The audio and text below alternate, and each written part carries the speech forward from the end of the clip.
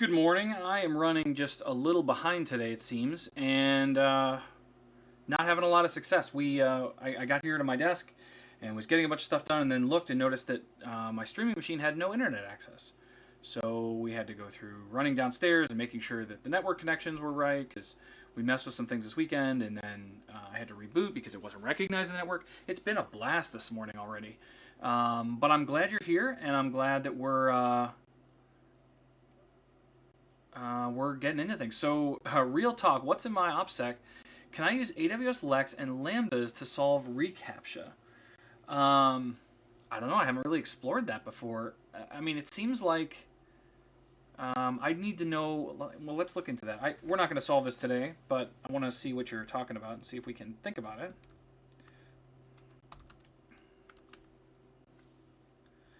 What is the V3 reCAPTCHA? Is it the one where you spin the animals?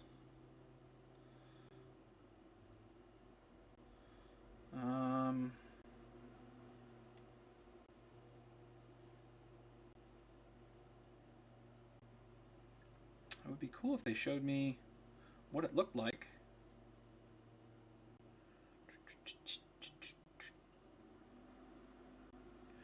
I do not know the answer to your question, but I would guess. I'd like to think that if they built a reCAPTCHA, that it wouldn't be easily solved with some simple chatbot action. But it doesn't seem like they're going to show me what that looks like.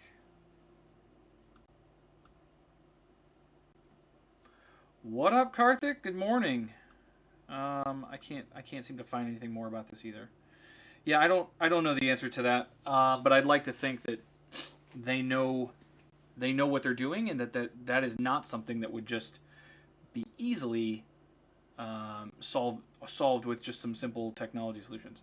So there's a couple of things that I want to talk about today. We have been really thinking about refactoring and how we build Alexa skills over the past week or so, and we're going to continue down that path. So one of the things that I've been building, and I'm probably going to create a GitHub repo for this or something, is this file called helper.js, and I'll probably even call it like Alexa helper or something like that. That makes more sense. I say it looks like this, but I should probably show you that. So it looks like this, and it has a bunch of things like setting an action, getting a locale, getting spoken words. You've seen some of these I used a lot. Get resolved words. A lot of them you just pass in most cases, you pass in a handler input, and then it gets the thing you need. So like, what is the name of the intent that the user has right now? I have other things like repeat data. This is something that I will use quite often, where if the user says repeat or repeat that, there's a built-in Amazon intent for Alexa called the Amazon.repeat intent, not surprisingly. And when the user says that, the idea is that they want to hear what was said a moment ago. But the way that Alexa's structured, you don't know that by default. You don't have that information. And so this repeat data allows me to store this in some session variables, which I call previous reprompt and previous speak. And so if you just use this function in your outbound request log, which you can see here, and your response interceptor, you can see I have a response log, and in here I say put repeat data. All I have to do is call that, pass in the handler input, and the helper takes care of it for me and stores that data. And then anywhere that I need it, especially in my helper, so if we go look at my repeat handler, looks like this. You can see that I just respond back to the user. There's nothing else that's really done. But all I do is go grab those previous speak and previous reprompt values, so that if the user didn't hear me properly or they need to hear the question again, they can just say repeat that, and I will, of course, repeat exactly what I just said last time because I've stored that in a variable. If you don't do that, you don't know what you said last time. You have to persist that yourself, and so this is how I've kind of solved that problem. But that's not something we've already built. That's stuff that's already done. That's stuff that we've already built into this skill template. But there's a couple of things that I do want to talk about, specifically in helper. If you look at this one very specifically, get resolved words, we have these structures like this, where we're checking each individual node of this JSON object to make sure that it exists before we try to request it.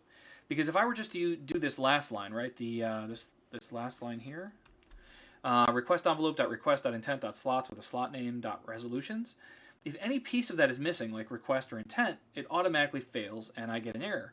So by checking these incrementally, if it ever hits one that fails, then that returns false and then I can carry on my way. But this is a really gross, ugly way to do this. So I was talking with a friend of mine and we discovered that there is actually a better way, and it looks like this. And this is just a syntax that I didn't know in JavaScript, but by putting a question mark before each period, this does the exact same thing. And so instead of that huge collection of things that I have to iterate through, now I can just do this. It's this one line. And it does the same thing. Now I haven't perfected this yet because I was just playing with this code and I ran into an issue that looks like this, and I don't really know why. So what I was trying to do, good morning Kevin Evans, is I was trying to go through and figure out what might be wrong. So I'm going to try running this skill one more time, and if I say this, open Chewbacca cup, let's see if we still get my error, because I had commented out that one line. I don't think that's actually the issue. Oh, maybe it is. This is Alexa Dev Tips. What would you like to do next? And then if I go back, just to verify, I'm going to save this code again. And we're going to deploy it again. And this time, I think it's that line that's giving me the error. And if that's the case, then we'll have to do some other interesting things. We have other options. One of them is using Lodash, which is a node library that does a bunch of cool JavaScript object navigation stuff. But let's see if this is actually the issue that I'm having. And if it is, then we'll tweak this up and figure out what might be going wrong. But the way that I understand this syntax, I should be able to use those question marks. And what it should do is return undefined, which is what I was doing anyway. If any of those fail, and if it does succeed, then it's going to pass me back the value that I've requested. So we're almost done deploying, and then we'll go back and try that one more time to see if my code is the issue. Come on. How was everybody's weekend? Anybody do anything cool? I'm always curious to know what people are working on or what kind of fun things they did. I did nothing, which was really, really nice. In fact, I spent most of Sunday in what would have appeared to be a very depressed state. I spent a good majority of my day yesterday just laying in bed, and it was fantastic. It was fantastic. I haven't done that in a long time, and it was really, really nice to be able to do that. I'm still waiting for my CLI here to respond. It's not saying that it's done, but I think it's done. Let's see. If I say quit, and maybe it quits. That's fine. Open the skill. And it seems like that one line of code is really my issue. I'm going to get a problem with the requested skills response. There was a problem with the requested skills response. Yeah, that's not a surprise. So that's good to know that is the issue. And if I come back here to my logs, I don't really know why it gives me the errors that it's giving me. I'll show you what it looks like right here. It's giving me this uncaught exception. And it's saying an unexpected token period. So my guess is that something about how I formatted this is broken. But what I find very odd is that it doesn't give me an error in my code. This seems to be a runtime issue, and that's weird for just that one line of code. So maybe this. I don't know. The challenge that we ran into. Oh, nice. To-do list skill is always a cool thing to build. You can also integrate with the built-in Alexa to-do and list items if you haven't done that. But a good to-do list is a great starter project for sure. I travel a bunch for work normally. And so for years now, I've had a service that comes out and mows my lawn for me just because I can't keep up with it when I'm traveling. And unfortunately, I'm not traveling now, but I haven't really ended the service. It's been kind of nice to not have to do that. Once you get out of the habit, like I don't even own a lawnmower anymore, because I've relied on this service for years and it just works and I show up every Friday and get it done. But it does feel a little bit irresponsible now that I'm not traveling to not be mowing my lawn. But I don't want to go out and buy a lawnmower at this point and all that. So okay, so let's get rid of this. Hello from Australia. Are you locked in? Locked in Australia. That doesn't sound good. So let's try this version instead. This is the Lodash solution. And what you do here is you pass in handler input, and then you pass in as a string the rest of the object that you want, and it iterates through this and returns exactly what you would want. So I'm going to say, let's see if we can just do, instead of results, let's just do a return and see what we get there. I feel like I'm having a bunch of issues this morning. Locked in Australia, what brought you here? How did you find us? And welcome to the club. We're building stuff for Alexa today, and I'm so glad that you're here. But how did you find this channel? Are you following? Have you been here before? I don't feel like I've seen your name before. Oh, you're stalking us. Awesome. Well, I'm in the process of trying to figure out what I broke. I wrote a simple line here that's meant to grab some values out of a JSON object, but it is not cooperating with me. So we'll figure it out.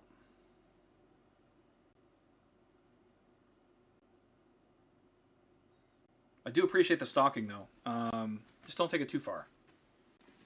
Glad to have everybody here watching my nonsense code. This deployment is taking forever now. I feel like this used to happen so much faster. Okay, so let's go back one more time and see if that doesn't solve our problem.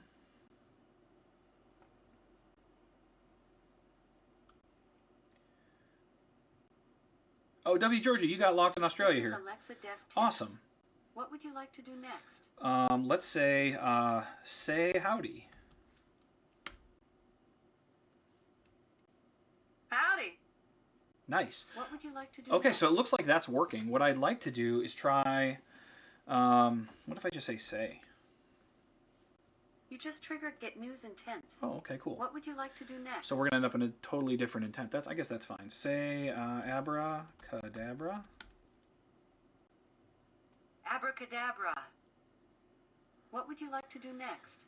Okay, so we're back to working. So the good news in all of this, the thing that I was trying to share with you. Oh, well, I appreciate it. Just Jeffers is a great channel. He's doing some cool stuff over there, too. And thank you, W. Georgia, for the recruitment. So one of the things locked in Australia that we're doing here is thinking about the re-architecture of Alexa skills. So the way that we get our default template, the way that the code is provided for us, using the SDK and the CLI and everything else, is a little simplistic sometimes. And so I'm working on ways to refactor and rethink how I'm structuring my JavaScript code in a way that makes it more testable and more helpful in many ways. So we're going to use Lodash for this. I think I'm going to bump this up because I probably end up using it more places.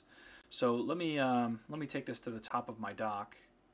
We'll just include it here at the top because this helper, I hate building in dependencies, which is what I was trying not to do, but it's just so nice and useful. So I'm with you. Like Link of the JS world, man, Link in C# is so handy.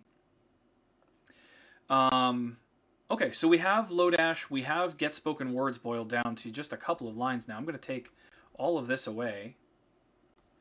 And now my Get Spoken Words function looks like that, which is just so clean and nice. And I can probably do something similar for Get Resolved Words.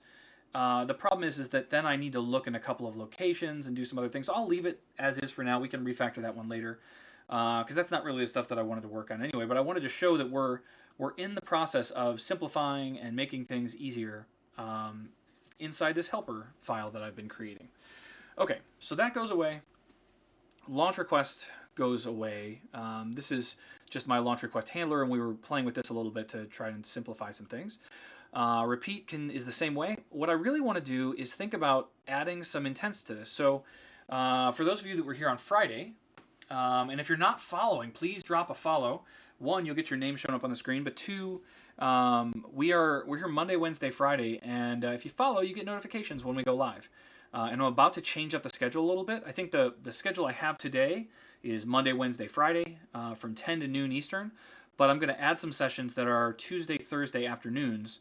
One, to accommodate a different time of the day so that if there's people that can't make it in the mornings like we're doing now, then they can come to those. But also, because my Tuesday and Thursday mornings I stream on the Alexa channel, so I can't do every day at this time. So I think I might instead just build in some afternoon times on Tuesdays and Thursdays so that I can keep working on this stuff every day. So that is my plan. I'm going to try and start that this week and see how disruptive it is to stream for a couple of hours every single day. But if you don't follow, you don't get the notifications. So if you aren't currently following, please drop a follow. You can just click that heart up above. Okay, so we kind of have a core basic interface here, which is launch request, speech content. That was the thing where I said say howdy or say abracadabra. That's that intent working as expected. We have the change voice intent handler. That's something I didn't try. We'll do this in honor of our friend locked in Australia. I can say change voice to Russell. I am now using the voice of Russell. What would you like to do next? Change voice to Nicole. I am now using the voice of Nicole. What would you like to do next? And so you can see that just by having the user ask for the different voices, they can change the voice, and it persists. So now if I say help. This might be helpful, but it's not. What would you like to do next? You can see that the voice persists. So even though I said Nicole once, even if I quit the skill and come back, it will remember me and know that Nicole is the voice that I want to use. And that continues on until I say change voice to Alexa. At which time... I am now using the voice of Alexa. What would you like to do next? Which flips it back to Alexa's voice. So they can always ask for Alexa's voice back, and they can do that with any of the voices that are available on Amazon Polly, which is, I don't know why I just lost that in my head. So any of the Polly voices will work. You can call out them by name, and I understand that we may not be able to get through certification with that, but I'm going to try. So we'll see what happens there. Okay, so this is kind of the structure of our project so far. Let me bang this down a little bit. So we have the basic stuff, right? We have change voice and we have speech cons, but then, oh, I can lose this. Down here we have the help intent handler, the request, the repeat, cancel and stop, session ended, intent reflector, error handler, but there isn't any other functionality. But if we look at the model that I've built, and then I continue to grow as we go through this.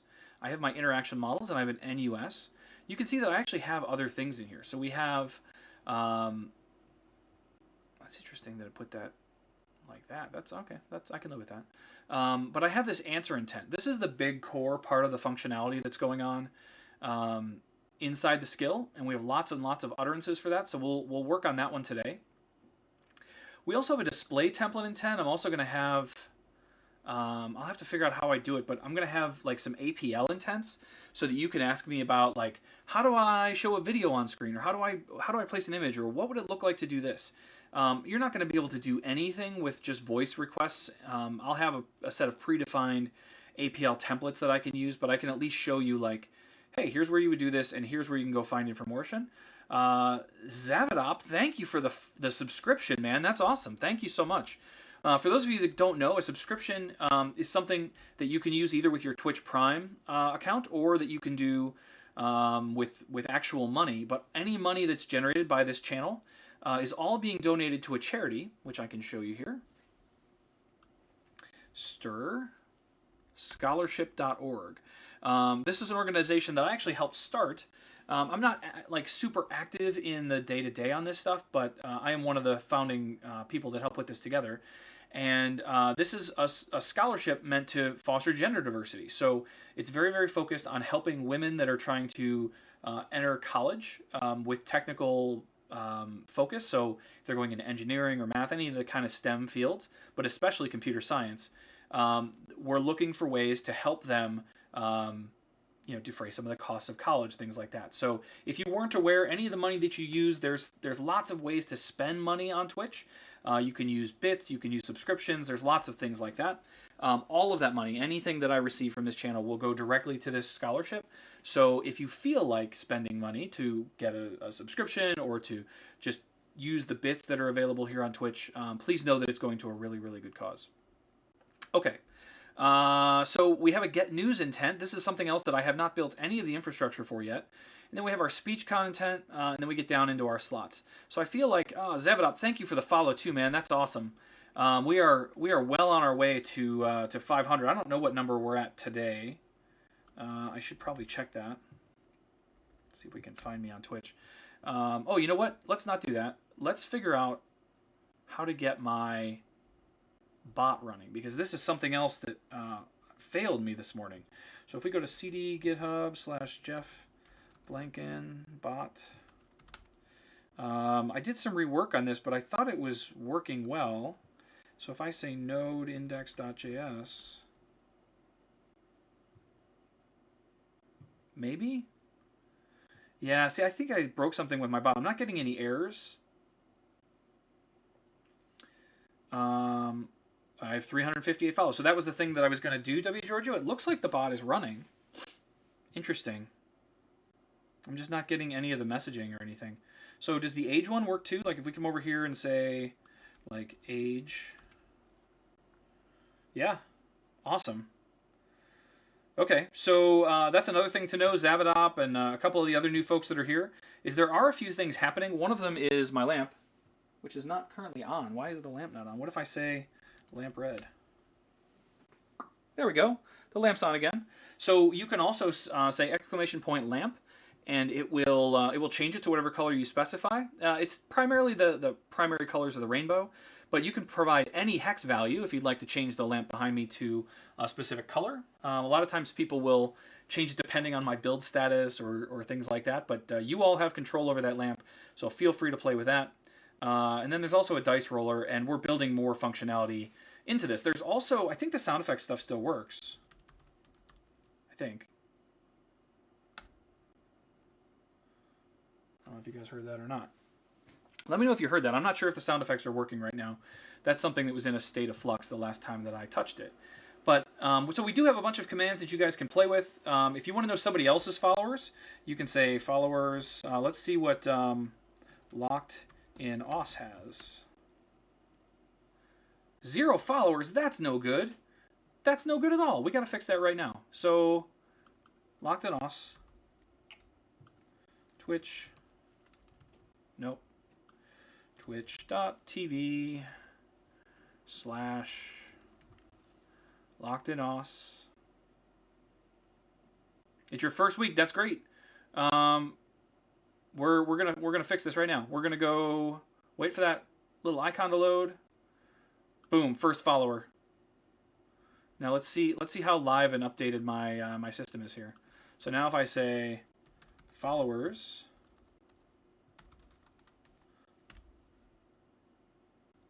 oh, it's not. It must not live update, man. Or maybe you have to accept me or something. I don't know. Hopefully I'm your first follower now. So now if we go to followers, boom, you have 1. Okay. So you can check anybody else's here just by typing in followers. So if you want to see how many other followers somebody has, you can do it that way. You can also see how long someone's been on Twitch. So if I say age and then your name, 4 days, 7 hours. Love it. Well, welcome to Twitch. I'm so glad you're here, man. This is super cool. Okay, so I have this display template in 10. I feel like I need an APL one, but I don't know what that's going to be. So we'll just do this just so I'm reminded later that, like, hey, you didn't do that. So we'll do a APL.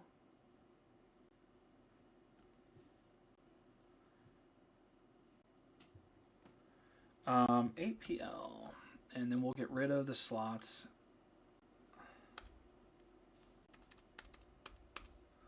Show me an APL video.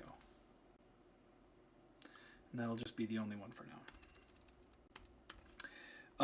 Startup just asked, hey, we wanted to know, like, after your session, if I leave the browser open, some other Twitch will start happening. How is that? That's actually really simple, but it's super cool. So if I come into content, no, community, where is this? Preferences, channel. Inside Twitch, you can come down, and somewhere in here there is somewhere. So my streamer shelf, and I actually want to change that. I don't know why that's set to just team members. But this allows me to come in and say, hey, I want to auto-host other people. And if I look at my list, you can see that I have a list of people that I auto-host. But in addition to those people, I also want, I wish I could choose both. I wonder if I can add that. Can I do the live coders? Let's add that. Oh, I see. It's consuming your bandwidth. You're concerned about the bandwidth. So no, the goal of this is to auto-host other people that are streaming, so that if you leave my browser open or you just want to tune in, there's a ton of other cool people that are doing cool stuff on Twitch, and it's a way for you to say like, oh, I'm just going to flip this on and see what's on Jeff's channel, and if I'm not streaming, ideally somebody else is, and so that is that's kind of the goal of all this. I wish there was a way to say both. I'm going to leave the auto host list. That'll be the one that I do. But in here we can so also host team channels. So this is where auto hosting comes in. And so in my host list, this is the list of things that I have. But this is the thing that I was thinking I would see, is that I can auto host channels, so that lets it play other people's channels. And then I host people from my teams. I have 2 teams that I'm on. I think we can see that here if we go back. Let's go back to my page, wherever that was. Somewhere I thought we were looking at my page.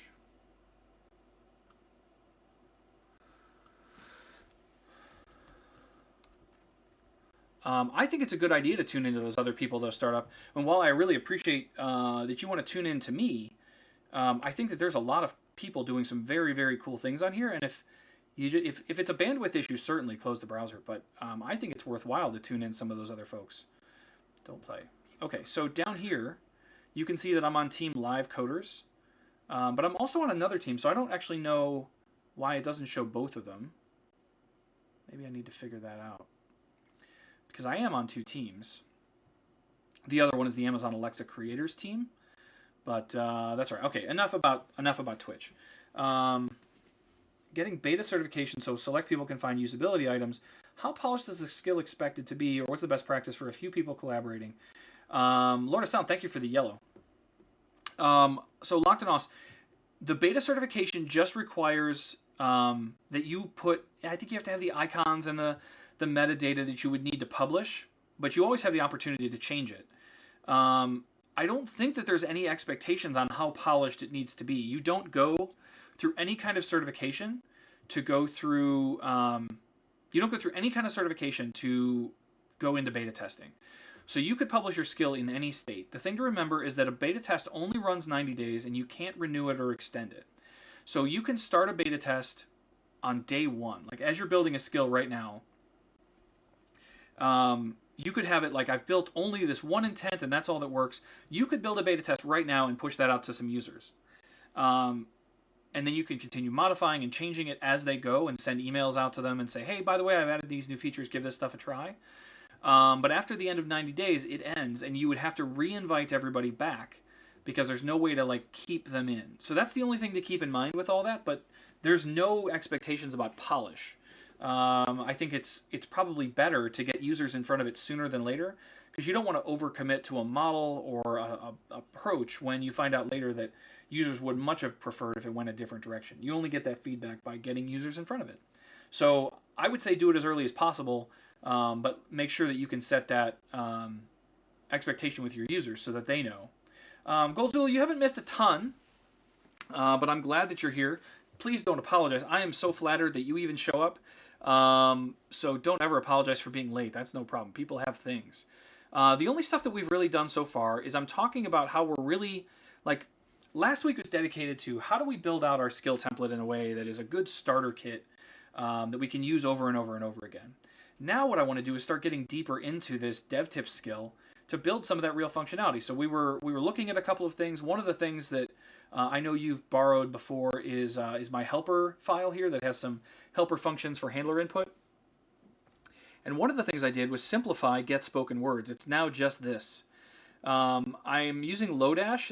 I think there is still a way for me to do this like this, where I could do return. I know this works. I am having some kind of error. Request envelope question mark dot request. Well, I guess I would need like this first. Handler input question mark dot, and then request envelope, and then request question mark dot, and then intent question mark dot, and then slots question mark dot. I don't think I can do it, but I think I have to do something like this. Slot question mark dot, and then value.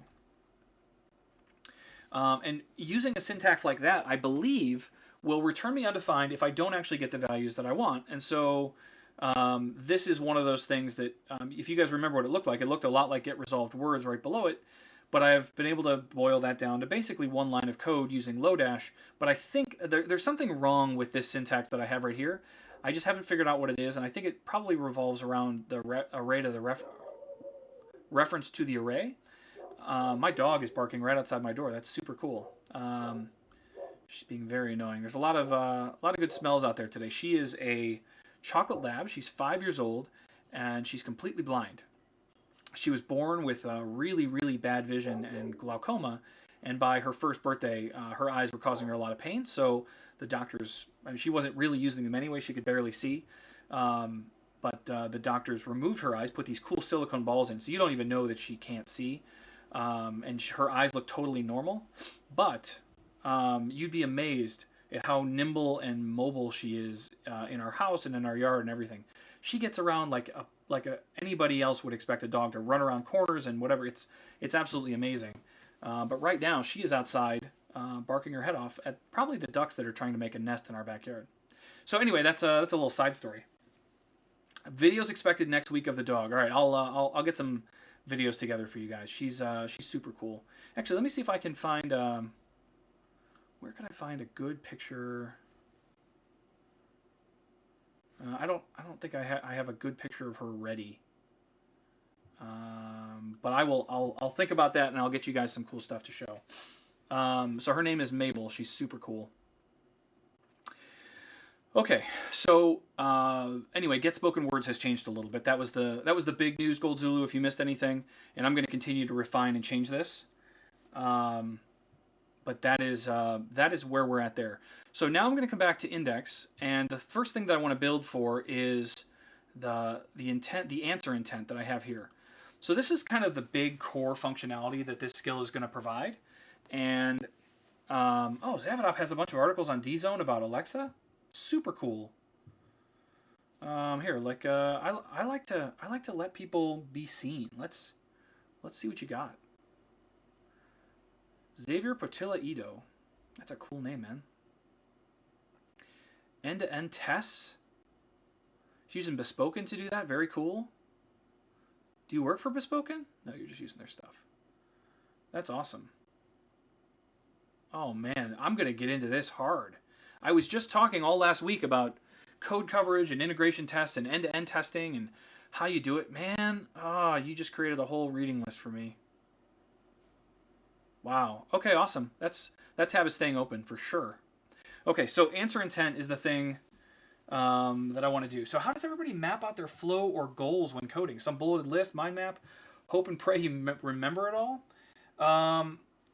There's a couple of ways to do this. Locked in. I'm going to call you locked in. That's just, like saying the Australia part or saying Aus. I don't like saying the Aus part. So locked in. The answer to that is that there's a couple of ways to go about this. You can go the full response. I'm sorry, not responsive. Is it responsive? Design. It's not responsive. That's for web and mobile and stuff like that. I'm thinking of. We have a design term that I'm completely blanking on.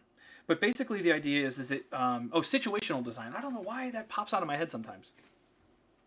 So you could do some searching on situational design locked in, but the core idea is that you want to build out situations. think about what your design looks like. Think about if you were building a website or a mobile app or whatever, right? You'd have to come up with what are the pages, what are the experiences that my user is going to have. And I think a lot of that translates really well to voice in that we think about all the scenarios that a user can find themselves in. There is the happy path for ordering a pizza or the happy path for finding their restaurant's location, right? All of these things are voice-enabled experiences.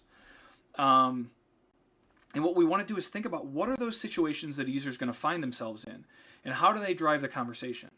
So there's a lot of tools out there to think about this kind of stuff that people have constructed. You can use tools like Adobe XD, which is free. We have some templates for that. But sitting down and doing a design session to really think about that stuff is one way to go about it. One of the other things that I do, I use a tool, I'm not going to bring it up here, but I use a tool called Todoist. And inside Todoist, I have projects, and in those projects, I will keep track of that. But what you'll see me do a lot here on stream, honestly, is if we come here and look at a different index file. I was working on a Alexa skill a while back that is a scavenger hunt game. And so if we look at this, you can see that this is kind of how I keep track of stuff. So as I'm building in my code, I will just leave myself a to-do that says, hey, by the way, we need to do this thing, or what happens when the user cancels their subscription, right? I don't have a situation where I handle that yet. So that's still something that needs to be done. And I tend to just drop to-dos at the top of the file where that work needs to be done. Or in some cases, if we scroll down here, this is a big file that I'm trying to refactor. But like this one, use the data source instead. So I was doing some simple modifications to some APL JSON. But what I should do instead is just populate the data source for this APL instead. So I left myself a to-do with a very nice compliment to call myself dummy. But sometimes if I know exactly where the place is that it should go, I'll leave the to-do there. But I use this syntax for myself because then I can just do find to-do, and I can see there's 31 things. And it makes it very easy for me to just jump through and say, okay, what can I work on now? So I work forward. I work on what I think is important, like we're about to do here with the answer intent. But you'll find very quickly that I'm like, oh, but what if they do this? And I'll just leave myself a note because I'm not going to build that thing now, but it allows me to remember later that like, oh yeah, you still need to do that thing. So I often will plan out a project in something like Todoist, which it sounds like Gold Zulu uses awesome. That's super cool. I really like Todoist. The fact that it's integrated into all of my stuff, right? It's baked right into my Mac. It's on my phone. I have it everywhere that I need it to be. Makes it very, very convenient. It's also an Alexa skill, if you guys didn't know that, so you can tell Alexa to put things on your Todoist lists. I don't do that a ton, but I have done it from time to time. But this is locked in. This is kind of how I approach that problem. Is that I know there's some core functionality that I want to build, so I start there. And then as I'm building, I will say to myself, oh, but what if this happens? And those become to-do items that I need to address. And ideally, I would always clear all the to-dos before I ever publish. So I should at least be able to go in and say, oh, I'm not doing this, or this isn't important anymore, or whatever. But I should be able to go through every to-do and clear it so that I feel confident that I've done everything that I've thought of to this point. But that's kind of the way that I work, especially here on stream, because it makes it clear and obvious and everybody else can see it instead of being in some other tool that people may not be using. So we're going to get into that very quickly here. So the first thing that I want to do is I want to restructure a little bit about how this is working. So initially when I built this, I thought, oh, I'll just put all my handlers in a handler folder, and then I'll have files for all of those. But as I was building a skill template that I can use to start all of my skills for, I may be kicked out for saying this, but I have a Google Assistant to Trello automation set up via if this then that. You are not being kicked out, man. You're using voice. I think that's awesome. Google Assistant is a cool device. And it's a cool technology. I'm not here to play favorites. You'll never hear me be one of the people that says like, well, if it's not Amazon, it's not anything. Like you'll see this with how I build stuff, right? A lot of my data structures and a lot of the things that I build, I'm using things like Airtable, which are not even Amazon services, because they work for my purposes. And so if Google Assistant's your thing, man, great. Do I wish it was Alexa? Sure, of course I do. But you're not hurting my feelings. Todoist is super cool, and I think I pay for it now. I don't even remember. I have a few software subscriptions. I think that's one I pay for, but the free tier on Todoist is even excellent. One of the reasons I really like it, and you'll be delighted by this, Urban Blaster. Actually, let me show you guys this because this is just too cool. So if I go in here and I say Add Task, it brings up this little window, and I can say make sure to build the answer intent tomorrow. It's doing natural language understanding right in the interface. And so if I hit add task, what it actually is doing is adding a task to my calendar for tomorrow that has all the rest of the text. So I can just add simple statements like that, and it figures out like, oh, he's doing this tomorrow, and it adds a date to it, and it does all those things so that I don't have to go in and fill out all the fields. But you can, of course, create projects and lists and all sorts of other, like it's really robust. But you can do it all by just typing a sentence, and it naturally figures out what those things are and pulls them apart. So that's one of the reasons I think it's cool, is because it's doing a lot of natural language understanding, which is obviously something I'm pretty passionate about. So, okay, so I was talking about restructuring this and how all of my handlers live in here right now, but I think I want to move out the ones that are kind of the defaults. And so one of the things that I figured out in my template, let's do no, not new file, stop it. I want to create in Lambda, I want to create a new folder called Amazon with all caps. And there's a reason for that. If we look at a lot of the intents that we have here by default, like the help intent or the repeat intent or the stop and cancel intent, all of these have Amazon dot as their names. And so what I'm going to do is build an Amazon folder, and inside here I'm going to create a file called index.js. And in here I'm going to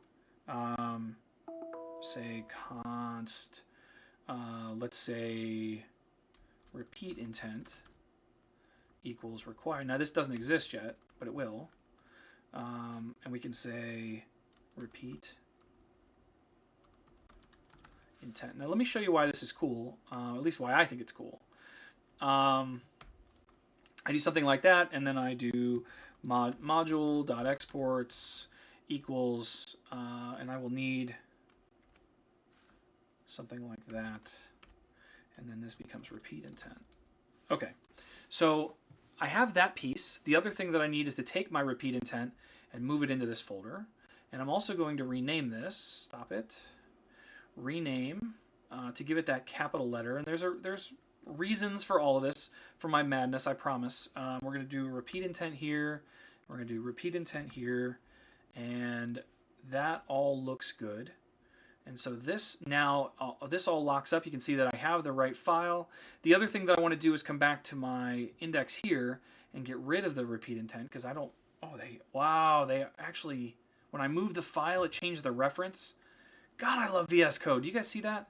I moved this repeat intent file to another directory and renamed it to make it a capital R. And it was able to recognize that, hey, that file moved to a new directory and he renamed it, but I'm going to fix everything for him so he doesn't have to. Oh my gosh. Now I still want to delete it because I don't need it here, but that was a nice surprise I was not expecting. Okay, so now I have this index file and it's exporting my repeat intent. So what I do up here is I'm going to require a new file called Amazon. We're going to call this Amazon. And is that right? Yeah, I'm doing that right. And so in here, what I want to do is, instead of the help intent looking like this, I want it to look like this. Right? That's the view that I'm going for. And what's cool about it is it looks exactly like the name of the handler, which I think is pretty awesome. Now I will have names that don't play nicely like this, because I'm not building one handler for every intent. There will be times where I have multiple cases. So if I say Amazon.repeat intent, I'm fixing all these now, but they're obviously broken until I move those files over. This one's going to be Amazon.stop intent. Session end request doesn't get anything. Intent reflector, that's not a built-in one. And then error, I think I'll just leave that one alone too. Okay, so we've got those three. So let's take those out of my helper. my handler folder. Where did that go? We're going to take the help intent, move that up here. And we're going to rename this to be help intent. And that means we'll do some capitalization here and here. And we want to go into the Amazon file and we want to add help intent. I like to, unless there's a dependency that really matters, I like to put these in alphabetical order. I find it makes everything more readable as I go through this. Now, it doesn't really matter how I include them. The order doesn't matter at all. But I find that if I include these things alphabetically, that it's easier to find stuff. It makes it easier to find the things that that I'm looking for. And so they did the same thing here for help intent. Let's get rid of that. Launch request feels like it probably should be in there too, but because of its syntax, I'm not sure if I want to do that. This needs to go away. This needs to go away. Stop intent is going to go away. So we'll get rid of that here. JPass320, thank you for the follow and welcome to the club.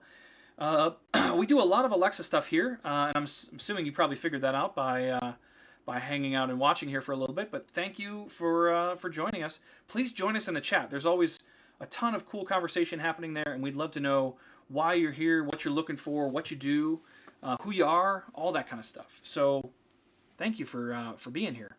Okay, so we want to take our stop intent, and we're going to move that into the Amazon folder as well.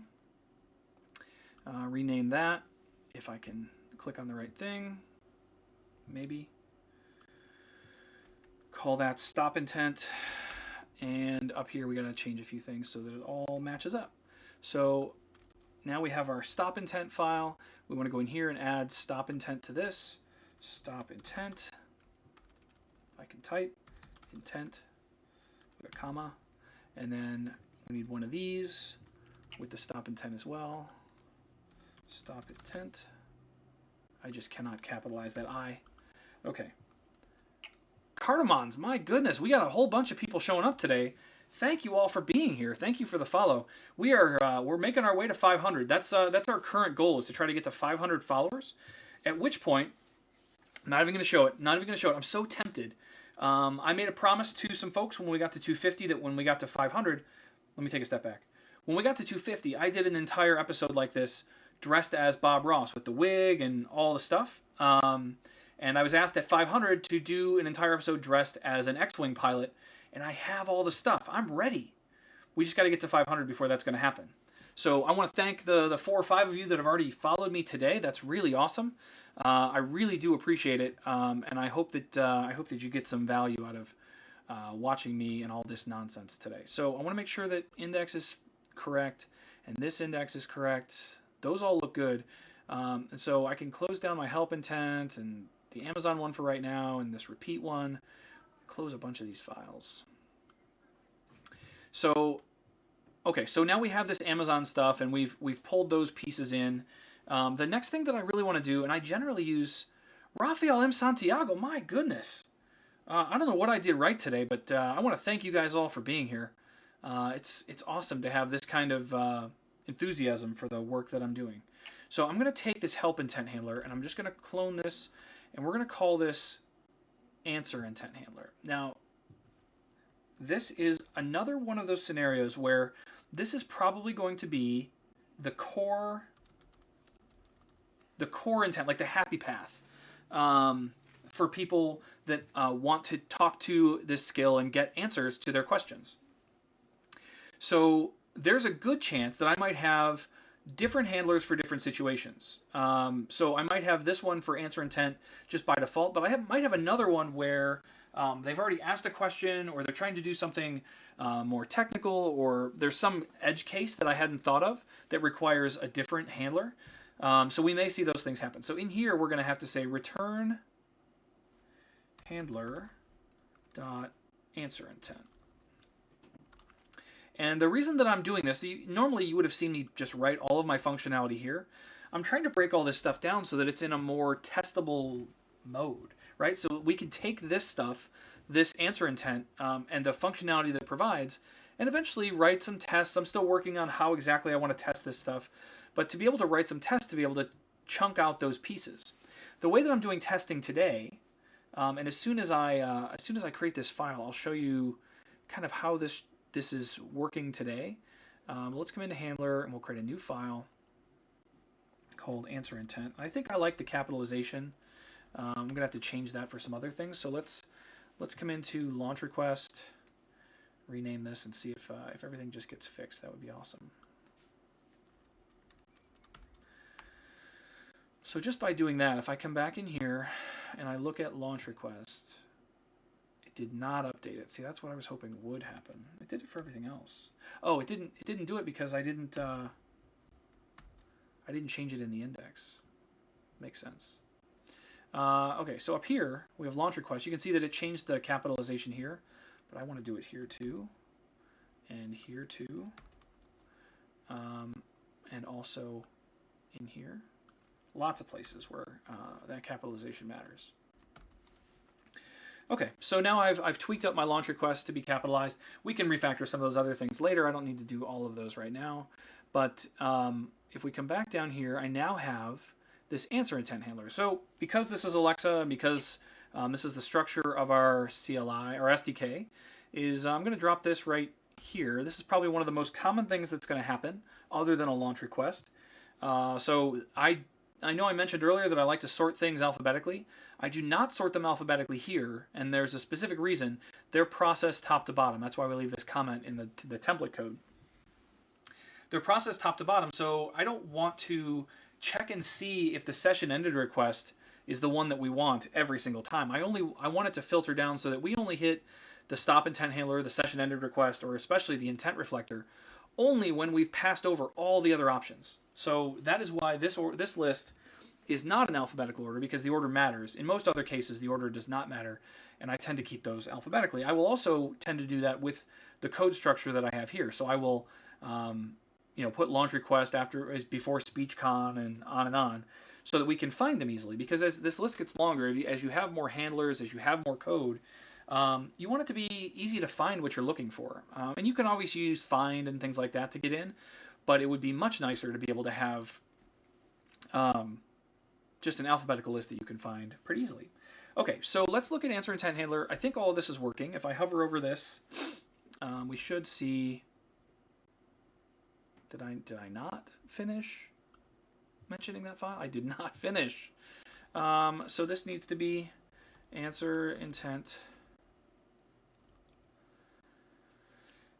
like so. And then this up here. See, these are not in order. Potence Draco, I don't know where you all are coming from. Someone is doing me a huge favor sending you guys over here, and I really, really appreciate it. How did you all find me today? What was the reason that we ended up with so many new followers today? I'm not complaining. I'm really glad that you're here. But I would love to know what made you find me today. Was I just listed on something? Was somebody broadcasting me? I'm always curious to know how that happened. So if you have any answers for me, I would love to know the answer. View counts is to the roof. You're right, 41. That's awesome. By the way, we have to, before I can get to partner, which is where a lot of the real money happens here on Twitch, I have to average for a month 75 viewers. That's still way far away, but 41, my goodness. This is an amazing day. I'm so glad everybody's here. Code It Live. Talk to me about what Code It Live is. Is that just somebody else's channel? Should we check them out? Code It Live. Let's go to Twitch. Say Code It Live.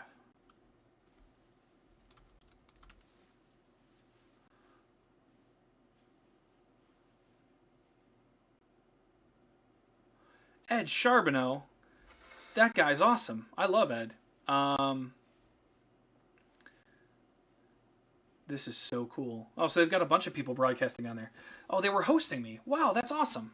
Well, I'm so glad you guys are here. If you're into JavaScript and Node and certainly voice stuff, that's where I spend a lot of my time, is thinking about building stuff for Alexa. You're in the right place, and I'm glad that you're here. So let's take this and put it at the top, since we're going to do this in the right order. It's not happening for me yet, so answer intent. Oh, because I didn't put anything in the code. Grumpy Monk, welcome to the show, man. Good to have you. And I'm happy it's growing too. It's super cool. So let's do function answer intent. We're always going to pass in the handler input because that is the data that we need to determine what's going on with our user. Oh yeah, it'll definitely fart. Actually, there's so many fart skills and so many different different fart noises. It's pretty amazing. So if you like fart sounds, Alexa's got no shortage of them. And then we're going to do a module dot exports equals answer intent. And this should get me to a place when we look at this. See, look, it turned yellow, which means this one down here, if we go to this. Nope, still doesn't like me. Why doesn't it like me?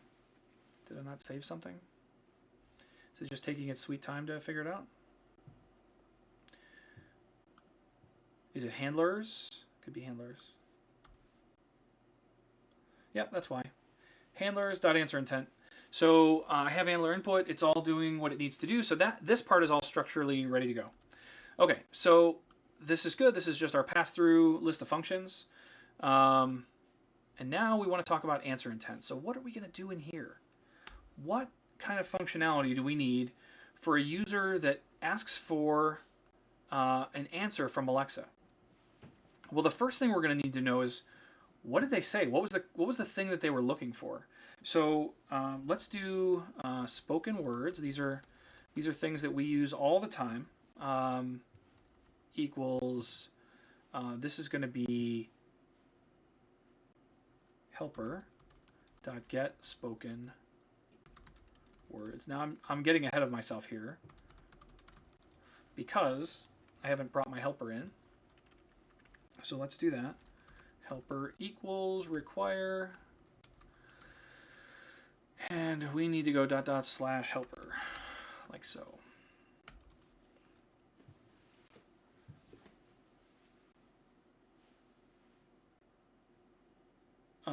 Grumpy Monk, what is the question?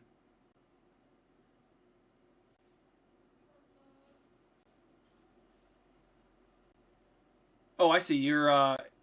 I tied my lamp to the stream. So this is actually pretty easy to do. It didn't take a lot of effort, but you can see the lamp behind me is now pink because somebody changed it to pink. You can also specify any hex value. So it doesn't matter what hex value you give, but if you do exclamation point lamp space a hex value, including the pound sign, it'll change it to that hex value. So you can only use pretty standard color names. I know as web developers, most of us know lots and lots of common names for colors like Dodger blue and stuff like that, but those don't work. But you could do blue, red, yellow, green, pink, white. But you can specify any hex value, even if you just want it to be red, right? So I could come over here and I could say, get into my channel, lamp, pound 00FF00, and now it's green. Should be green. So yes, you can absolutely tie it to using channel points. You might actually, Grumpy Monk, you might want to tune into my streams from 2 weeks ago. I spent the entire week building chatbot stuff, and one of the things that I did, which is not, oh, maybe that was why it wasn't working. Let's do this. So if I choose channel points here, you can see play a sound effect is one of them. I'm going to put my headphones on for a second just so I can hear. But if I say play a sound effect, and then in here, I can say, choose any of the sound effect commands. So I could say angry cat.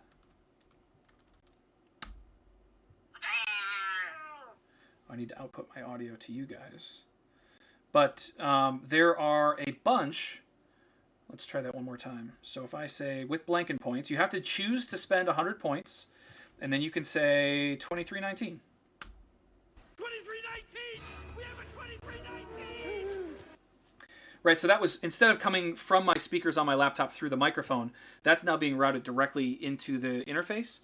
But there aren't a ton of sound effects yet, but you have to spend 100 points to play a sound effect, but you can play a sound effect anytime that you'd like. I think you can cash in those channel points. I think that there's a maximum number of times I think you can cache it during a session. I want to say it's 5 or 10. Maybe I didn't set a limit, but I could set a limit. So don't make me set a limit, I guess is the point. But there's a list also. So if you say exclamation point sound list, I will give you a link, and in this link is a long Airtable list of all of the sound effect commands you can use. So this name column is all of the commands that are currently available. So like Angry Cat is right here.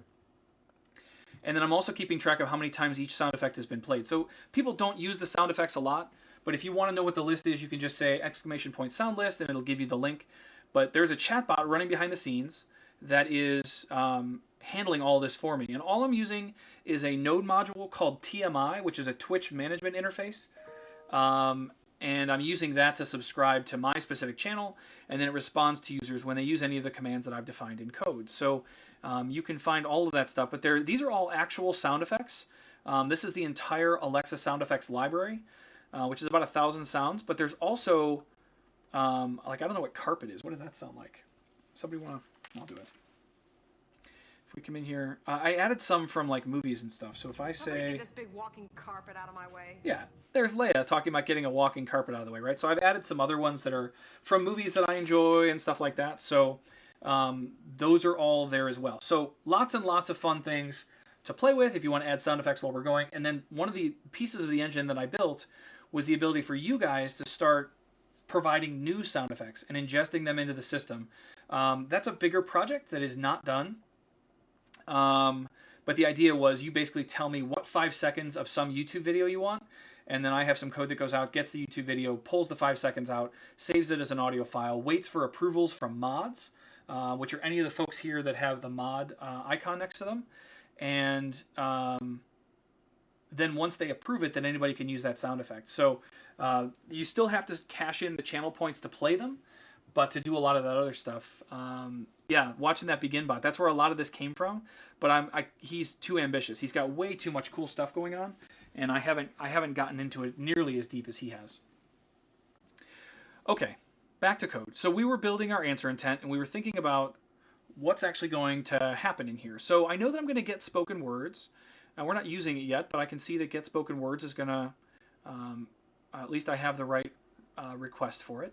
And then I'll also want resolved words.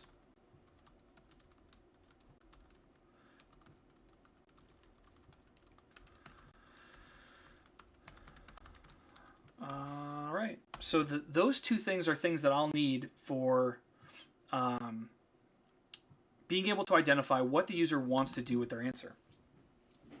Now the other stuff that I need, and this is going to go in my Airtable code.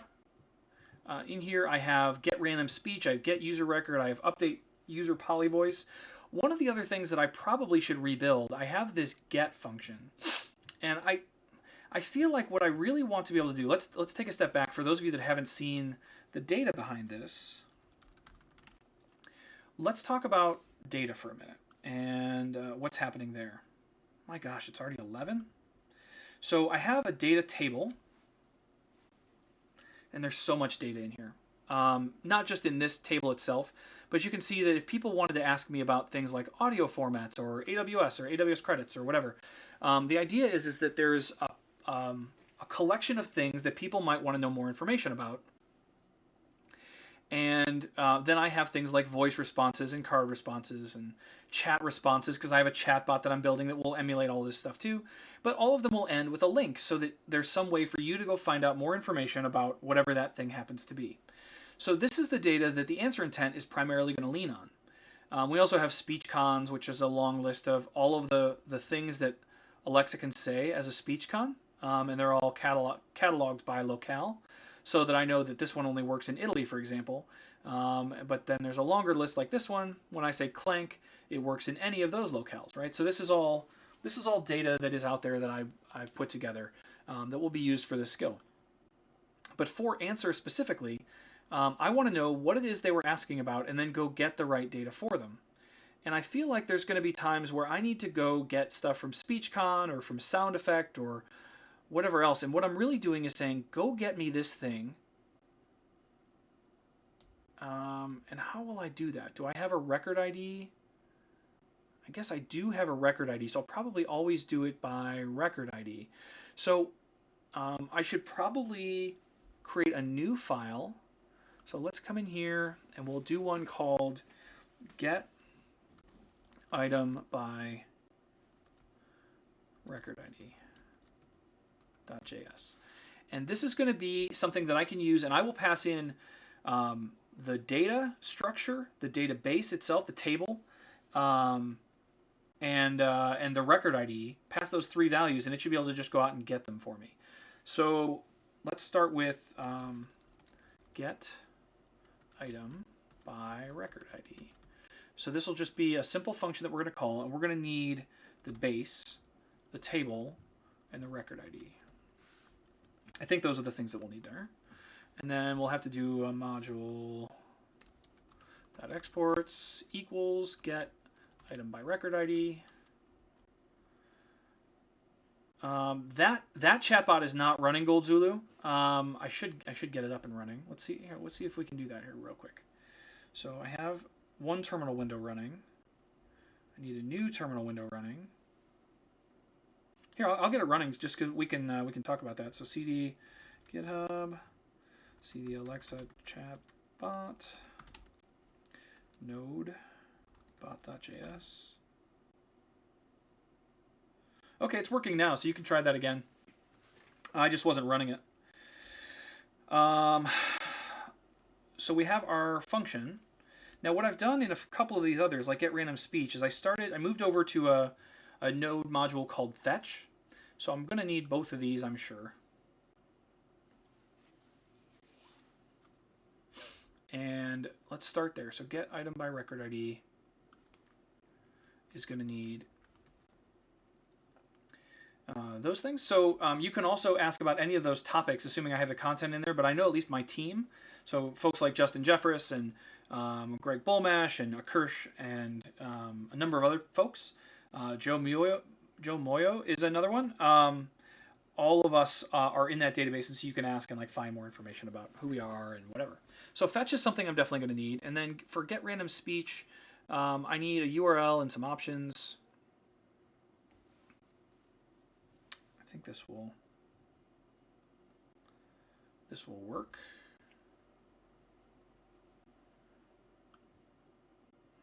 So we'll drop this in here. This is where my base is going to go, and I don't know what that's going to be, because I want to use this universally, because I have two. Remember, we have two tables or two databases. We have one called data, one called speech. Speech is where I keep all the ways that Alexa speaks to you. So in my welcome table, I have welcome to Alexa Dev Tips, or this is Alexa. There's just a bunch of random ways that you say it, and then when I start the skill, I randomly grab one of these and retrieve it for the user. So this is goodness. Strongly agree. So these are examples of speech that I use inside my skill. Jomo, good morning. Hey, can you help me? I don't think I've ever heard your last name pronounced. And I would love to make sure I'm saying it properly. I want to say it's Moyo, I don't know the right way, but give me a phonetic sound so that I can make sure I get that right. I've only ever seen it written. I don't think I've ever heard someone say it. But I would like to say it properly. I can't say my own name properly. Okay, so this is Airtable. This is where my speech stuff lives. And so in there, we're going to need to get that stuff. So I don't know which table I want. I want to be able to have the user specify this. I had something just pop up in the way of your response there. Muoio? Muoio. Is it really? Is it really? That's how it's pronounced? Muoio. But I feel like that I'm not saying the syllables properly. Muoio. Muoio. Muoio. Muoio. Muoio. Okay, so there's two O's. I got to do a mu and an O. Muoio. Muoio. Okay, got it. I'm on it. Now I feel good about it. Okay, so this piece here, I need to specify what this is going to be. Muyo is usually how we say it. Moyo? Moyo. That's kind of how I was headed. Moyo. Grumpy Monk's having some fun with the lamp. All right, if Muyo is okay, I'll go with that. All right, so I'm going to take this piece out, and we're going to say base. And then I see my tables here, and I have my API key. That's always going to be universal. And then No, I'll need a filter too. I'm going to have to provide filter.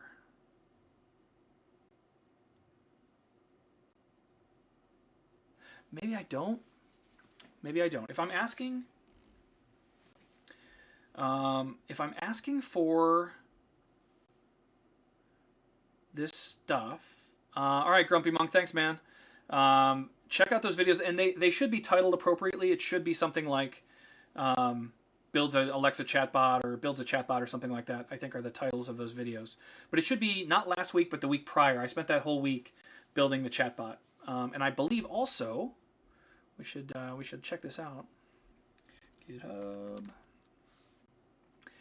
Go to my repositories. I thought that I had. Just go to my profile, please. My repositories. I don't know if I made this public or not, but I think I did. See, that one's private. I must have had a reason that I made it private. But I don't remember why. So anyway, I do have the source code on GitHub, but I haven't made it public yet. So I'll have to look at that before I just publish it. But that probably would be helpful for you too, I would imagine, Grumpy Monk. So, but if you look at this Jeff Blankenbot one, it's very similar. It's just different actions. So you're welcome to dive into that if you'd like to. Okay, back here. I don't think I need any of this stuff because all I'm doing is saying, give me a thing if the record ID matches. So I want to say record ID, and this is going to be record ID, like that.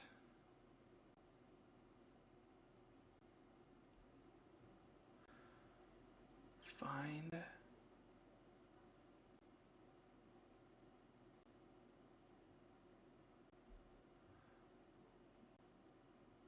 Okay, so I think that will work.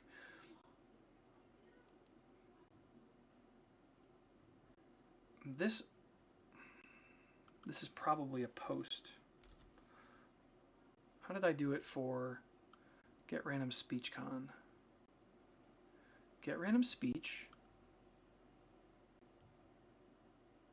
So I'm doing gets. I think I can do a get here too. So we have a get, and then we're not getting a random item. We just want to get the record that we're pulling back. So that's going to be r.records0 always.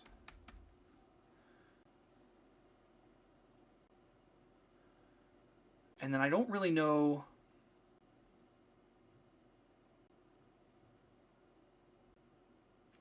No, I've used I18N, Zavid-OP. The reason that I like Airtable, the reason that I use it for a lot of this content, is because, and maybe I'll have to look at how you're externalizing I18N, but the reason that I like using Airtable is because it's familiar to content creators that are not technical.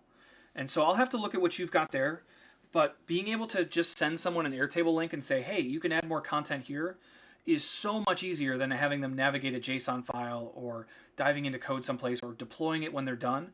They can literally just jump in Airtable, type some things in, and boom, it's live. I don't have to worry about any deployments or any kind of weird things like that. So that's one of the reasons that I tend to lean on Airtable, but I'm sure what you've got there, based on what I saw on your list of articles on DZone, you're going to have a loyal reader here in a little while. Just see what you're doing. Yeah, or making a UI for them to update a DynamoDB. Like, that's all so much work. Airtable already does all that stuff for me. So that's kind of the reason that I do that. So I think I'm just going to return the item because I don't know. I'm not indicating what properties of this thing I want. But this should allow me to say, from this database in this table, get me this item and return it. And that gets us back to our answer intent where we're going to want to go get that thing. So let's just for now, let's do const answer equals await get, no, helper, no, Airtable dot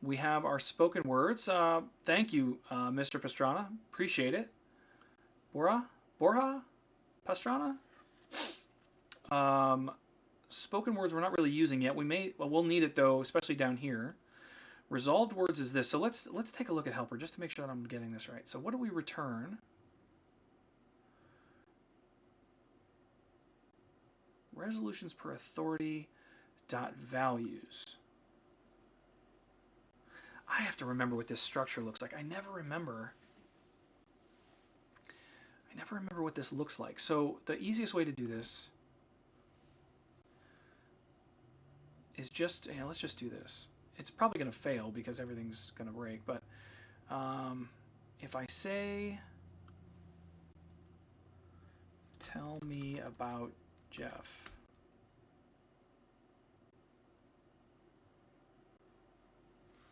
You just triggered answer intent. That's perfect. That's all I wanted to happen. What would you like to do next? Okay.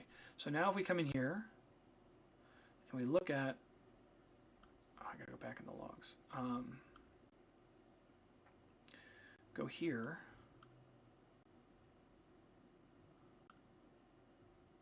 Look at my most 1123. Yeah, that's the one.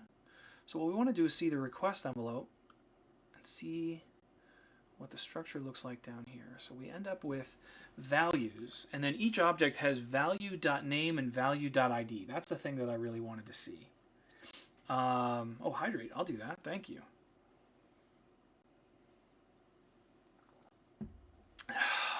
So each item in that array is going to be item.value.name and ID. Okay. So here we're going to say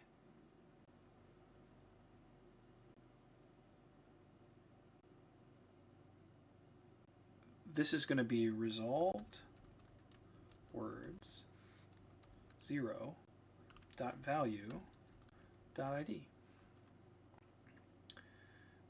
Oh, awesome. My favorite sound effect, and by the way, you can do these yourself. There's a whole list. We talked about this right before you got here. But if I come over to this side, you can do, you don't have to spend money to see this, spend the points to see this, but you can say sound list, and there's a whole list of sound effects that you can use. So you can click on that, use any of the commands, and then you have to do it while in this play a sound effect. But you could do something like 2319, and boom, sound effect. So you can use any of the sound effects that are in that list. You spend your channel points to do it. But for those of you that haven't seen that before, that's how that works. And I have a little chatbot running behind the scenes that plays those sound effects for me. Okay, back to the code. So I have resolved words.value.id. That is good because if resolved words 0 exists, then I will get my answer. And then we need to do some interesting things with responding to the user. So speak output is going to equal, you asked me about, we need to do this another way. If resolved words.length equals 1, this is another condition that we'll need to think about. Else if resolved words.length is greater than 1, this is another case where they matched more than one thing, like when I said Jeff and it said, oh, there's 3 Jeffs, which one do you want? It's nearly 1:30 a.m. We'll attend an office hours for some specific questions for a skill I want to launch this month. Awesome. Yeah, it's probably going to be middle of the night for you, but I do office hours every Tuesday at noon Eastern. That's 9 a.m. Pacific, but that's middle of the night for you. That would be in another half an hour, so 2 a.m. your time. But there is another office hours that happens on Tuesdays. I don't know if it's every other Tuesday or if it's every Tuesday, but it happens at 4 p.m. Eastern, which is 1 p.m. Pacific, which would be a much more reasonable time for you, I believe. Probably first thing in the morning. So thank you, Locked In, for being here. We appreciate it, and hopefully we'll see you again soon. So this is going to be the what if we resolve multiple values. Disam big U8. Okay, if user says synonym and you have something like this, it gives the synonym, not the value. How do you get the value only? Oh, well, that's actually exactly what I'm doing here. So you can see that if you're looking at what you're talking about, W. Giorgio, so I have my intent, I have my answer intent, and you can see that if we look at your navigation, you say intent.slots.name.value, and so intent.slots.name, this is the name of my slot, and value, this is what the user actually said. This is the words that they used. Then, if we continue further down, we have resolutions and resolutions per authority. Down here, I get a value, this status code, which is ER success match. This means that entity resolution, that's what the ER stands for. The entity resolution success match means, hey, I matched something in your slot based on what the user said. And in this case, it returns to me 3 values, Jeff Nunn, Jeff Blankenburg, and Jeff Bezos, because I said Jeff, and all of those match. So at this point, what I would need to do is say, oh, I have 3 matches for what you said. Did you mean Jeff Nunn, Jeff Blankenburg, or Jeff Bezos? At which point, when they say Jeff Bezos, it will then only match one of the values, not all 3. And it makes it much easier for me to be able to clarify with the user about what it is they really want to do. If I only get one value, though, and that's exactly what we're looking at here, is did my resolved words have one value only? If it does, cool, we're going to give them the answer. If it's greater than 1, then we're going to disambiguate, and we're going to use that list of resolved values to respond back to the user and say, which one did you mean? And if they had no matches, that means they said something I wasn't expecting. And if they say something I'm not expecting, I'm going to say, I'm sorry, I don't know anything about that. I'm probably going to log it to a database for myself and say, hey, somebody asked us about this, but we didn't know what to do. And we should review that on a daily or weekly basis so that we're not missing anything. If somebody asks something that we weren't expecting, we can go in and fill that stuff in and fill in answers that maybe we hadn't considered people would ask. We're not as smart as our users, and we want to make sure that we're covering all bases. So we're still going to miss it the first time, but hopefully the second time that question gets asked, we have an answer for everybody. Okay, so what I want to do here is say, you asked me about, and what I'm going to do here is use the resolved word instead of, use the resolved word? Do I want to use the word they said? You asked me about, let's say spoken words. I don't know that I love this, but let's do this the right way too. I've gotten better about my syntax. You asked me about, and we're going to say spoken words. Period. Then I'm just going to drop right in and say answer.fields.voice response. And then finally, I'm going to say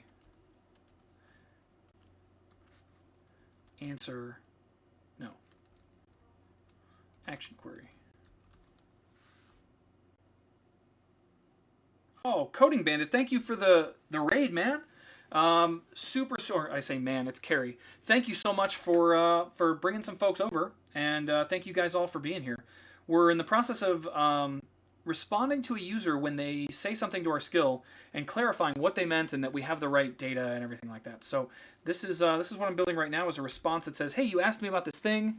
Here's the thing. Here's what I know about that thing. And then this action query at the end says, like, what do you want to do next? Or how else can I help you? So we string all that stuff together. And then I have my action query, so that's great. So the other thing we need to do down here at the very end is return a value. And so we'll do that like we do this everywhere. We're going to take something like this. And every response to Alexa ends with something like this using our SDK. And so I'll say speak. I need my change voice because I want to make sure that I'm using the voice that the user has requested. Coding Bandit subscribes. My goodness. Thank you so much, Carrie. Greatly appreciated. And all of those fine dollars will go to the STIR Scholarship, which is super cool. So reprompt. This is going to be helper.change voice. I really hate how this looks, but This is going to be action query. How do I want to do this? So I think I need to pass in the handler input also. Okay. So this needs to become more. This needs to become speak output plus action query. And I'm going to explain this for those of you that haven't seen this in a little while. No, this action query. So let me explain what I'm doing here with my speak. Let me see if I can scroll this code up a little bit. So what I'm doing is I'm building a response back to my user. And the speak function, never mind the change voice, this just allows me to let the user change their voice if they want it to be one of the AWS Poly voices or they want to switch back to Alexa. This just assigns the voice, so it wraps my content in the appropriate voice tags. But the rest of it, the speak output and the action query, when I speak, what I will do is say the speak output that we just created. There is not an open source version of Alexa like the whole system, the whole NLU, but you could piece it all together. There are some AWS services between Amazon Poly and AWS Lambda and Amazon Lex. Lex is kind of the natural language understanding engine. You could piece those things together. That's what Alexa is built on top of, and build your own. But I wouldn't call it open source. You're not going to have the NLU engine and see all the code that goes on behind the scenes there. But if you wanted to build an Alexa-style service, you certainly could using those services. Okay, so .speak is what I will say to the user when they ask my skill a question. So in this case, I would say, hey, you asked me about whatever they said. Here's what I know about that thing. And then action query is the thing at the end where I always say, like, what else would you like to know? Or how else can I help you? Not exactly, Noctis. So the way that this works is much like an app store for your phone or a tablet or something like that. So what we're building are Alexa skills. These are third-party software that anybody can run just by asking for it. So as an example, I have a skill called Unofficial Star Wars Databank. If you have an Alexa device, you can crack it open like this one. Alexa, open Unofficial Star Wars Databank.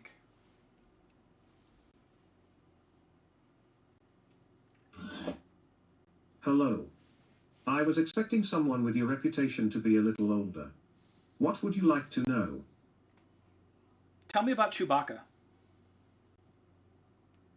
You asked me about Chewbacca. A legendary Wookiee warrior and Han Solo's co-pilot aboard the Millennium Falcon, Chewbacca was part of a core Alexa, group of rebels who restored... Stop.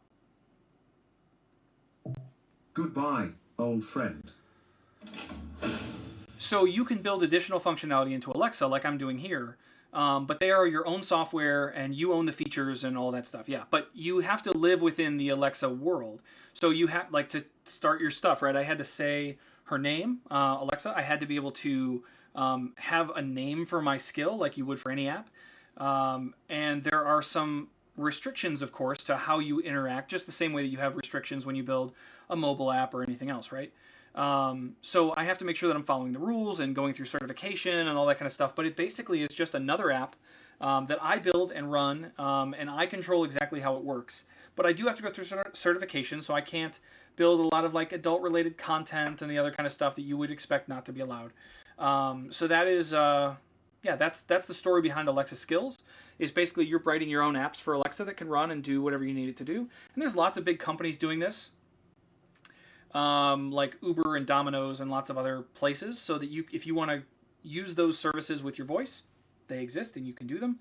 But for small people like us, we can do that too, to build the kind of things that our customers might want. Coding Bandit noticed that the Jeff Blankenburg skill is no longer available.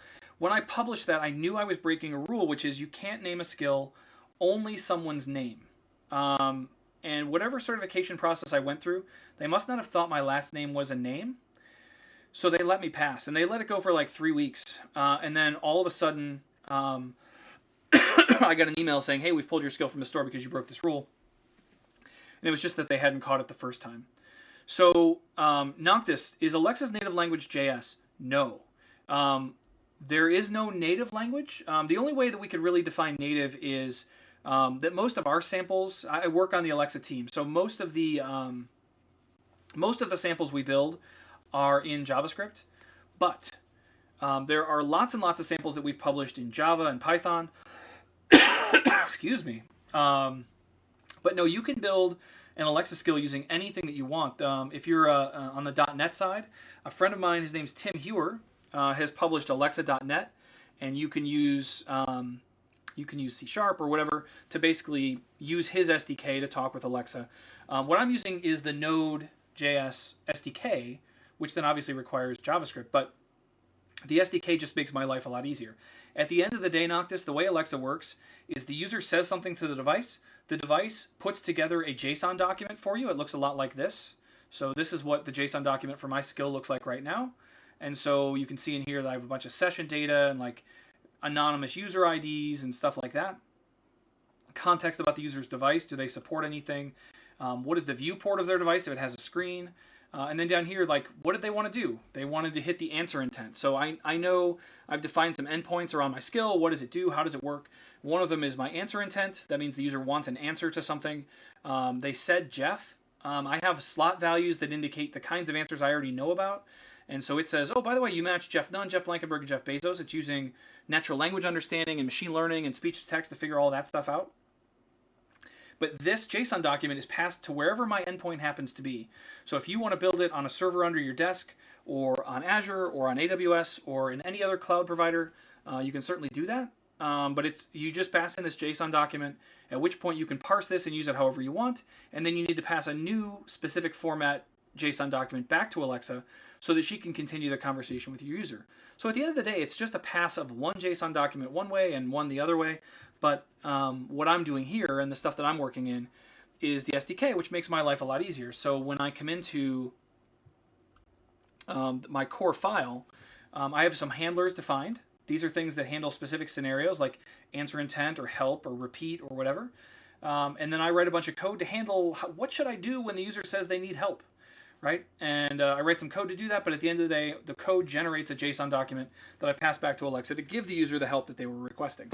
So that's the short story on building Alexa skills. But you can do it in any language, whatever programming language you're comfortable with works fine. Any server works fine. You just have to be connected to the public internet. You can't have it sitting behind firewalls and stuff because Alexa is public and she needs access, and there's no way for you to provide like designated access for Alexa. So at a minimum, you'd have to poke a hole through your firewall to allow Alexa through, but generally you want your endpoint to live on the public internet. Hopefully that helps, man. Okay, thanks for being here. Okay, so back to the answer intent, maybe. And in here we were, AWS Lambda is cheap to free. You're probably not going to exceed the free tier with Lambda for your backend. So I don't know why you wouldn't host there. We also have an Alexa hosted solution where you don't even have to set up the Lambda. Amazon will set up and pay for the Lambda yourself. And you can just then worry about building. You don't even have to worry about having an AWS account. Okay, so I said you asked me about spoken words. That all looks good. I need to make sure that I have my answer intent down here. I think I do. Answer intent is this one. So that all looks good. Because I noticed earlier when we tested this, maybe it's just that I hadn't deployed, that we weren't actually hitting my handler. So this looks good for that case. I'm not going to write all of them yet. I want to test this right here before we get any deeper. But this feels pretty good. So let's deploy. So I just hit ask deploy, which is part of the Alexa CLI. And it's going to package up all my code and all my properties, pass that off to the appropriate services, save them up there, and get everything running. And this will just take a moment. It looks like I modified my metadata. So I also have to update the AI model, the thing that decides what the user wants to do and how. I provide a document that looks like this. Again, just JSON. But each one of these are those intents that I define. And so I'm defining not only the intent, but like what would people maybe say? So tell me about this, or what is this? Right? They don't have to be all-encompassing, but this should be a good representative list of the kinds of things people might say. And then Alexa can use her machine learning to determine a larger set of that, a superset of the things that I've included. Oh, that's another thing that I need to keep in mind is if they don't provide an answer, I forgot that I did that. If they don't provide something, I can't say I don't know that. I need to get them something random. So let's make sure I change my comment on that.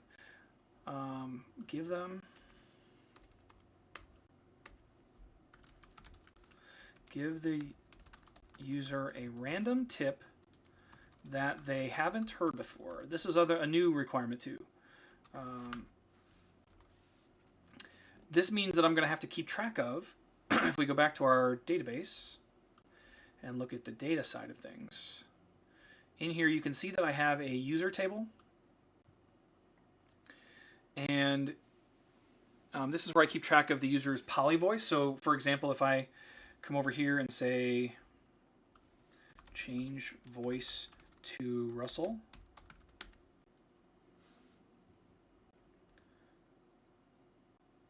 I am now using the voice of I Russell. think you guys can all hear that, What would but you like can see to here do that now next? in my database I've stored that Russell is their is their poly voice, and so now the rest of the time that they're using the skill, it'll always be in Russell's voice until they tell me to change it again. So I'm going to change it back to Alexa, just because I prefer that voice while I'm working.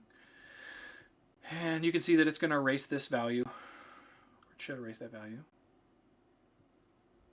There was a problem with the requested Oh, there was a skills problem with the response. requested skills response. What do you mean? What was the problem?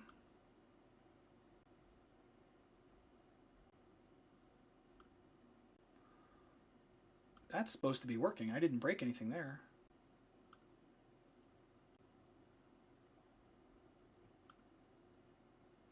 Await is only valid in an async function.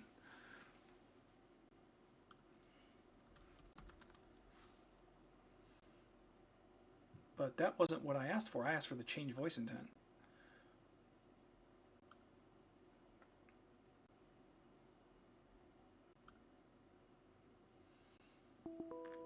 You're not going to tell me what file that was in? That would be super helpful. Goodness, get my email off the screen. Okay, so I think that was the issue. Just even though I wasn't running that code. So we're back on our answer intent. This stuff looks good. What was I even testing? I was just changing the voice and showing the data. So let's try that again.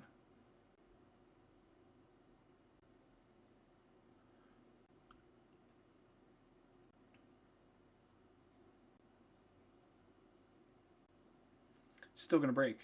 I don't know why I thought this would work. There was a problem. You have to with deploy the code again, requested Jeff. Skills response.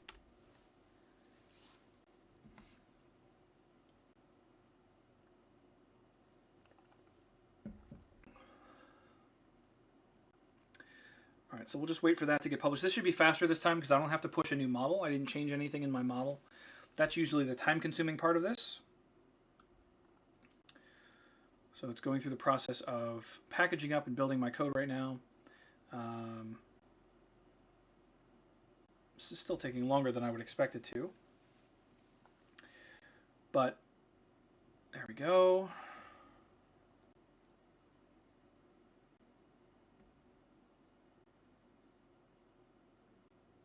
Deploying the code up to the server.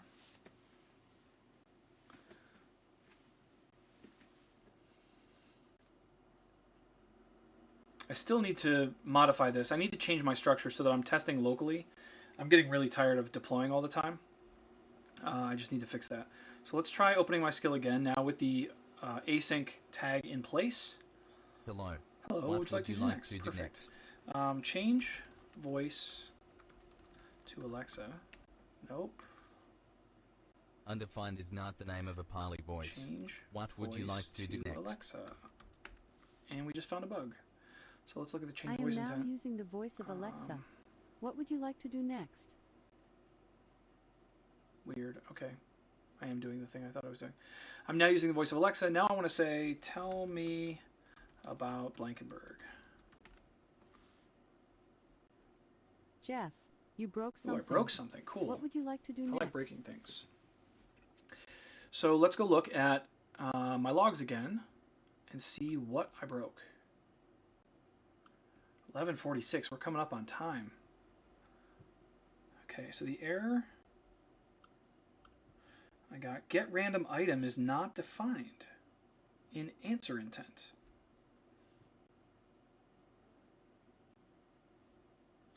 And that's because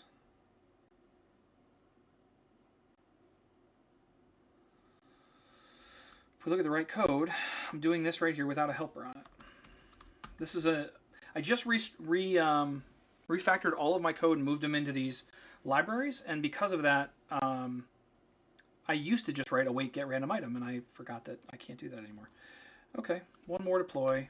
Again, we gotta figure this out, how to do this deployment faster, because it just, it's just 30 seconds. It's not a lot of time, but it's a lot of time. I only get 240 30 seconds in this 2-hour window, which seems like a lot, but if I use 5 or 6 of those, that's just us sitting here staring at my IDE, waiting for code to be in the right place. And I feel like if I did this in a proper way, I could be pointing directly to my local code and not have to worry about deploying it at all, and just deploy it, when I'm done.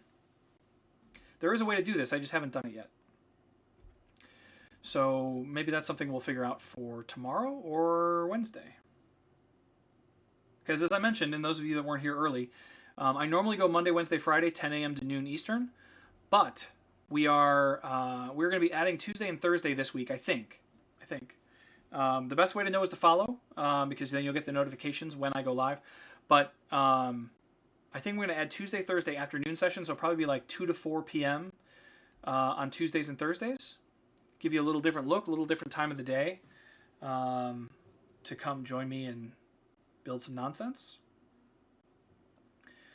So come on, yeah, I gotta figure this out. This is so frustrating. Okay, so let's give that one more try. Tell me about Blankenburg. Jeff, Still broke something. You broke something. What do you think I broke this time? What would you like to do next? Because the thing that was broken is fixed. 1150. Type error. Cannot read property length of undefined. But if I come in here, did I get any resolutions? I did. So what was the actual error? If I close this down. Answer intent, line 11, property length.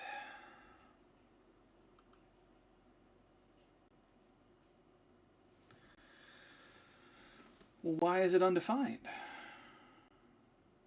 Oh, I see why. I see how none of this could possibly work. Because this needs a second value. Why didn't anyone tell me that the code I wrote isn't working the way I want it to, because I didn't write it properly? I need to tell it what slot to look at. Of course that wouldn't work. We'll deploy again. No, it was just that, I mean, it is a helper function, trade last, but it was that I wasn't telling it what slot to look for. The whole point of spoken words and resolve words is to say, just go get this slot for me and do it. But if I don't tell it what slot I want, doesn't work. I really wish the IDE would light up and be like, hey, you only provided one of the parameters. Oh, thank you, W. Giorgio. I don't know if that was before or after I said it, but that's the issue. So we'll wait for deploy one more time, and then we're almost out of time here. So hopefully it works this time.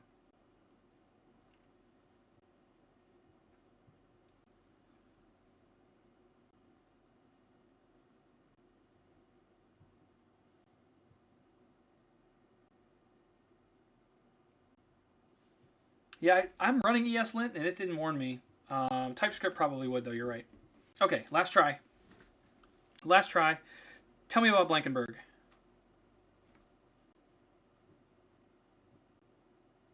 Jeff. Well, we're just we're making our way through some bugs here, huh? What would you like to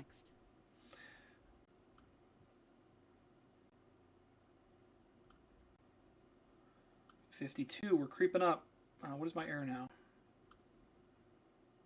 Cannot read property 0 of undefined. That's in here, though.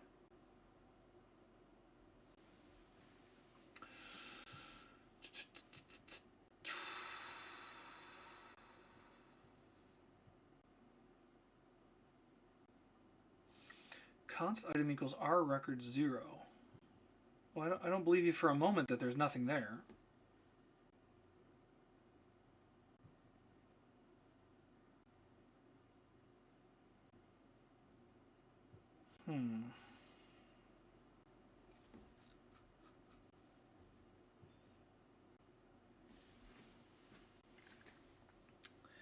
Now there's got to be something with my query that's bad, which is very possible.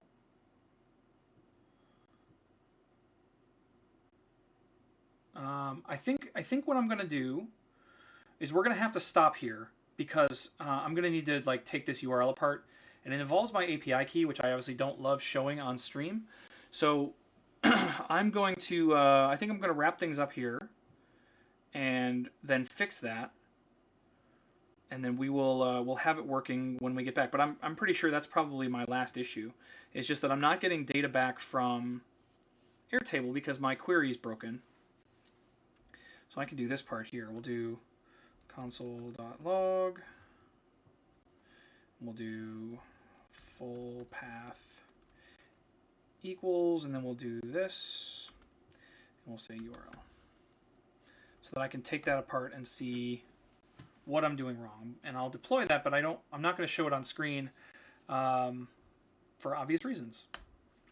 API keys getting out into the public are no fun, and you guys are, like, I've let it slip a couple of times, I've had to go fix them, but you guys have been super cool about not exploiting any secret data that I reveal on stream, because it's really hard to build code that has secrets, like connections to databases and stuff like that, without showing them. And I've been pretty good at it, but it's hard not to make a mistake once in a while. So it's awesome that you guys are super cool about it. Okay, so we're deploying that. I think we can just let it go. I'll flip back to this view just for a second. Again, can't thank you guys enough for tuning in regularly. This is super flattering and exciting for me that I get to do this every day now. But it's really, really awesome that you guys are all willing to come and join me here. So thank you guys. I'll be here Tuesday, I think. Check the schedule on the website. I will update it when I know the time officially. And I'll definitely be here Wednesday and Friday, no questions asked. So thank you guys all for tuning in. I will see you again very soon. Have a great day.